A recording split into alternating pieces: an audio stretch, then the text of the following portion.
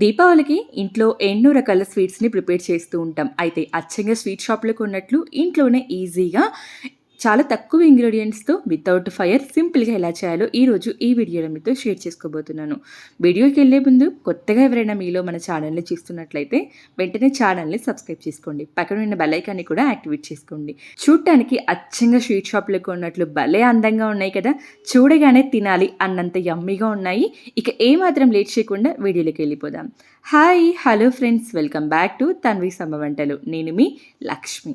ఈ sweet recipe చేయడానికి ముందుగా ఒక మిక్సీ జార్ తీసుకొని ఇందులోకి మీరు ఏదైనా ఒక కప్పుతో మెజర్ చేసుకోండి. ఒక కప్పు వరకు కాజులను వేసుకోండి. అలాగే ఫ్లేవర్ కోసం 2 ఇలాచి, అలాగే ఒక అరకప్పు వరకు పుట్నాలను వేసుకోండి. అదే కొన్ని ప్రాంతాలలో పప్పులని కూడా అంటారు. అండ్ అలాగే ఇందులోకి అదే కప్పుతో ఒక కప్పు పంచదారను వేసుకోండి. ఒక కప్పు పంచదార నార్మల్గా స్వీట్ ఇష్టపడే వాళ్ళకి కరెక్ట్గా సరిపోతుంది. కాస్త స్వీట్ ఎక్కువగా తింటాము అని అనుకున్న వాళ్ళు ఇంకో 2 టేబుల్ స్పూన్లు ఎక్స్ట్రా వేసుకోండి. ఈ ఇంగ్రీడియంట్స్ అన్ని బరకగా కాకుండా మెత్తటి ఫైన్ పౌడర్ అయ్యేలాగా పల్స్ ఇస్తూ గ్రైండ్ చేయండి. అప్పుడు మనకు ఈవెన్గా మెత్తటి పౌడర్ లాగా గ్రైండ్ అయిపోతుంది. వీడియో క్లిప్లో చూపిస్తున్నట్లు ఇలా ఫైన్ పౌడర్ లాగా గ్రైండ్ చేసుకొని ఈ పౌడర్ అంతటిని కూడా ఒక మిక్సింగ్ బౌల్లోకి వేసేసుకోండి. అలాగే ఇందులోకి మనం ఏ కప్పుతో అయితే మెజర్ చేసుకున్నామో అదే కప్పుతో 1.5 కప్పు వరకు డ్రై కోకోనట్ పౌడర్ని యాడ్ చేస్తున్నాను. ఒకవేళ మీ దగ్గర డ్రై కోకోనట్ పౌడర్ లేకపోతే ఇంట్లో ఉన్న కొబ్బరిని బ్లాక్ పార్ట్ రిమూవ్ చేసేసి గ్రైండ్ చేసి వేసేసుకోండి. అలాగే ఇందులోకి 3 టేబుల్ స్పూన్ల కండెన్స్డ్ మిల్క్ యాడ్ చేస్తున్నాను. ఇది టేస్ట్ కాస్త పెంచడం కోసమే. లేని వాళ్ళు స్కిప్ చేసేయండి, ఉన్న వాళ్ళు మాత్రం యాడ్ చేసేసుకోండి. ఇది కాస్త ఫ్లేవర్గా అలాగే స్వీట్ అనేది ఇంకాస్త టేస్టీగా ఉండడం కోసం యాడ్ చేస్తున్నాను. 3 టేబుల్ స్పూన్ల వరకు కండెన్స్డ్ మిల్క్ వేసుకున్న తర్వాత అంతా ఒకసారి బాగా మిక్స్ చేయండి. కండెన్స్డ్ మిల్క్ వెయ్యని వాళ్ళు కాచి చల్లారబెట్టుకున్న పాలని కొద్దిగా వేసుకుంటూ మిక్స్ చేసేసుకోండి. ఇక్కడ నేను కండెన్స్డ్ మిల్క్ వేసాను కాబట్టి నాకు పాలు 1 టేబుల్ స్పూన్ వరకు పట్టాయి. మీరు వెయ్యని వాళ్ళైతే దాదాపు 2 లేదా 3 టేబుల్ స్పూన్ల వరకు పాలు పట్టొచ్చు. చూసుకొని వేసేసుకోండి. ఇప్పుడు ఇలా మిక్స్ చేసుకున్న ఈ బ్యాటర్ని 3 భాగాలుగా విభజించి ఇందులో మనము ఫుడ్ కలర్ని యాడ్ చేసేసుకోవాలి. ఇక్కడ మనకు yellow, red and green food కలర్ని యూజ్ చేస్తున్నాను. ఫుడ్ కలర్స్ ఇష్టం లేని వాళ్ళు స్కిప్ చేయొచ్చు. ఇది పూర్తిగా ఆప్షనల్ మాత్రమే.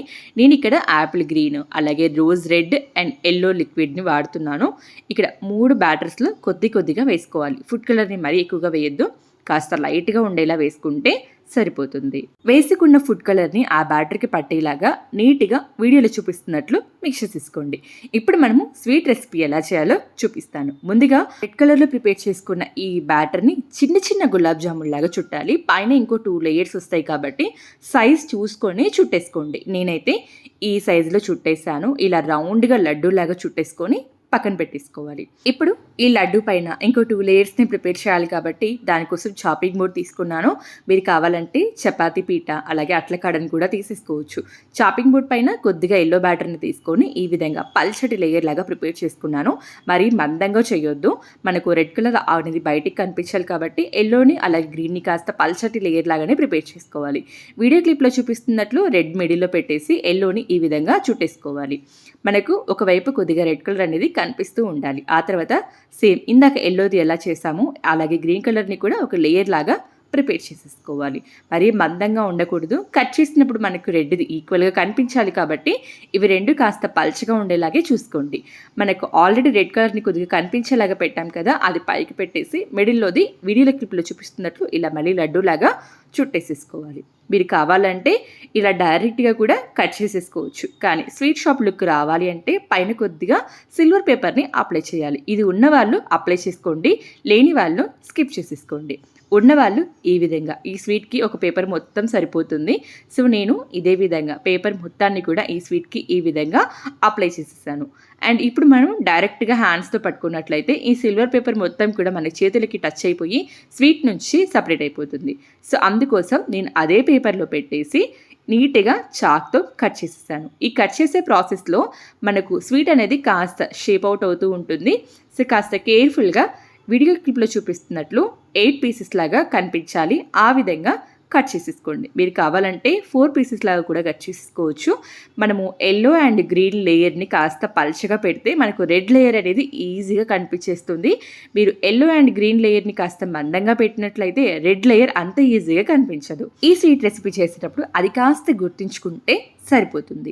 ఈ విధంగా 8 పీసెస్ వచ్చేలాగా కట్ చేసుకున్న తర్వాత మన స్వీట్ రెసిపీ అనేది రెడీ అయిపోతుంది. కాస్త షేప్ ఔట్ అయినట్లయితే నీట్‌గా అడ్జస్ట్ చేసేసుకోండి. ఈ దీపావళికి ఎక్కువ ఖర్చు లేకుండా ఇంట్లో ఉన్న ఇంగ్రీడియెంట్స్తోనే ఎక్కువ శ్రమ లేకుండా ఈజీగా ప్రిపేర్ చేసిన ఈ స్వీట్ రెసిపీ మీ అందరికీ నచ్చింది కదా. స్వీట్ బాక్స్లో పెట్టి ప్యాక్ చేసి ఫ్రెండ్స్ అండ్ ఫ్యామిలీ మెంబర్స్కి ఇచ్చారు అంటే ఏ స్వీట్ షాప్లో కొన్నారు అని అడగడం ఖాయం. అంత టేస్టీగా ఉంటుంది అండ్ లుక్ అయితే యమ్మీగా ఉంది. ఎప్పుడెప్పుడు తినేద్దామా అన్నంత యమ్మీగా ఉంది కదా. ఒక్క దీపావళి ఏంటి, ఫెస్టివల్ ఏదైనా కూడా ఈజీగా ప్రిపేర్ చేయొచ్చు. పైగా సింపుల్ రెసిపీ, అన్ని ఇంట్లో ఉన్న ఇంగ్రీడియంట్సే. ఇక ఏమాత్రం లేట్ చేయకుండా మీరు తప్పకుండా ట్రై చేయండి ఈ దీపావళికి. మీకు ఎలా కుదిరిందో నాతో కమెంట్ సెక్షన్ ద్వారా తెలియచేయడం మాత్రం మర్చిపోవద్దు.